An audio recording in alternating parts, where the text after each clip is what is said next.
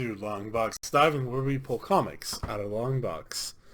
This is a little bit of a different video. Excuse me, using slang. Um, this is a history of characters, and I want to do obscure characters, right?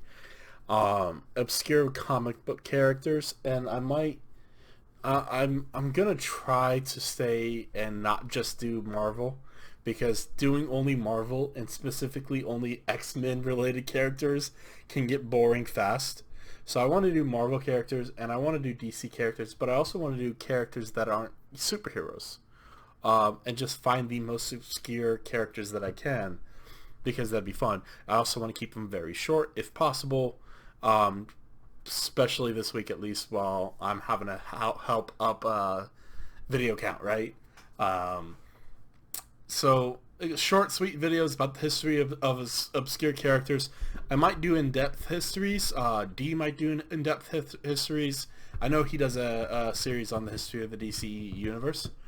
But let's just take, for right now at least, let's just keep it short, keep it simple.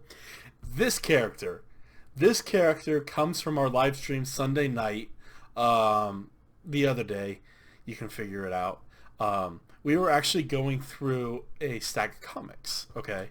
And we saw this comic. X-Force 114, 114.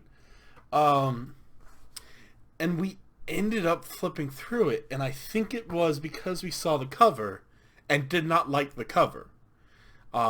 If I remember correctly, it's just the cover was kind of weird and boring, but we ended up flipping into it, and here is this character, this villain. Okay, none of us had ever heard of this villain or seen this villain before, and I ended up looking up this character. She's named Corben, and that's pretty much all we know about her. And here's the thing. We don't even get the name till the very end of the issue. Curious? Next issue, The Truth About Corben. Like, we're not even given that name in the comic itself. We're inferred by it from the end. Next time. That's how obscure this character is. And as far as I can tell doing research, this character does not show up anywhere else. This is their only issue, is in X-Force 114. That's it.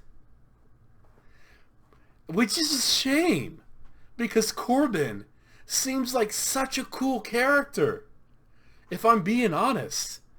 So we know a few things, right? One, I'm pretty sure she's Australian or something related. I don't know. But she can fly. She shoots electricity bolts out of her eyes and mouth. She can also make her body electric. So she's essentially a conductor for electricity, and that's her power set. But that's pretty cool the way they stylize it. She ends up blowing the whole plane up, which is really cool. But really, she's a mercenary. She's in it for the money. And she can electrify it, and that's really all we know about her. And if you go to the next issue, where we're supposedly going to learn about her, she's not brought up at all. It's like they forgot about it. And by the way, X-Force 115 is the end of this run of X-Force, and they make a new team after this. So it's literally just overturning everything. But we're also not really told much about Corben in the next issue, even though we're told we're going to find out about Corben. And, of course, I mean, if we can infer what's in 115, she might be a genetically modified criminal. Blah, blah, blah. She might be genetically modified to become a super powered mutant. That's a possibility, but we're not told explicitly.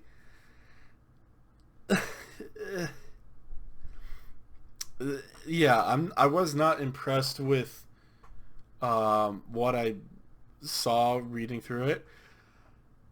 But Corben seems like a cool character that is not well known, and I would like to see this character as a mutant brought in, because that's a cool power set. And not only that, not only is it a cool power set, it's a foil for Storm. Storm is a decent character who stands for morals and justice and good, and all things good, right? Storm's just been a decent person. Corben is not. Corben, I can already tell, is about lust, greed, pride, wrath, your sins, right? And so Corben, as a foil, as a counterpart to Storm, would make a really interesting dichotomy, especially because they both control electricity. In different ways, yes, because Storm's more of the natural, and Corben's more of the electricity itself.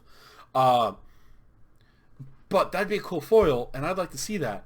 So, if you want to see an obscure character in Marvel that is only in one issue of a comic, and her name is not even brought up till the very end, check out this comic.